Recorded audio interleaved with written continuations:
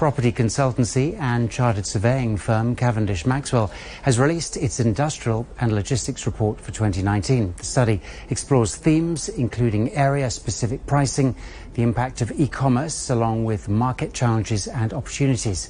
To tell us more, we have Andrew Love with us here in the studio. He's a partner and head of investment and commercial agency at Cavendish Maxwell. Great to have you back with us, Andrew. Thank you. So what does your report say about the competitiveness at the moment of the industrial and logistics sector?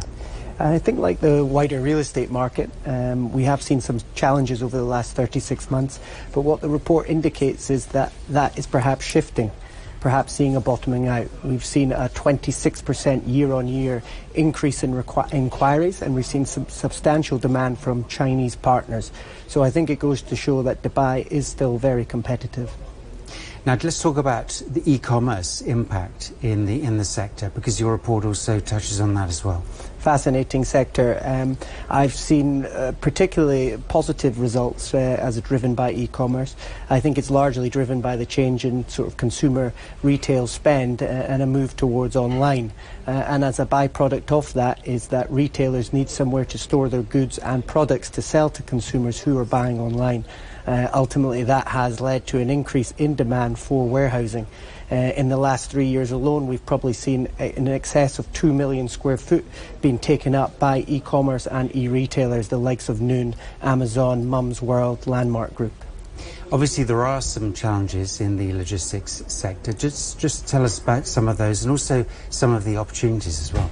Yeah, I think the biggest challenge we probably see is outside the free zones, outside these non-bonded areas, is the quality of the warehousing itself.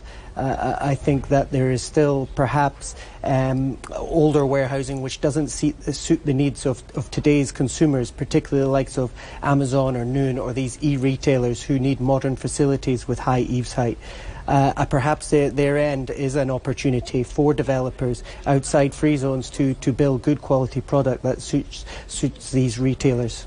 Let's talk about direct investment. Who's investing at the moment and what opportunities are there for investors? Yeah, again, like the rest of the sector, we've seen a considerable shift and in demand, particularly from income-producing funds, REITs, private equity houses.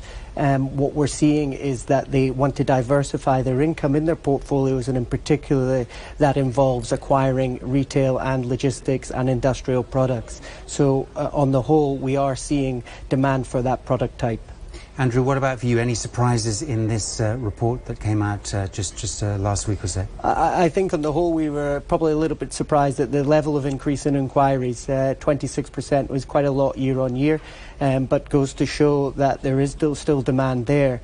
I think going forward, probably what we need to see is a little bit curb in that supply, and some of that supply being absorbed to see those rents starting to bottom out and prices thereafter increasing. All right, we'll leave it there. But Andrew Love, appreciate your time. Thanks a lot. Thank you.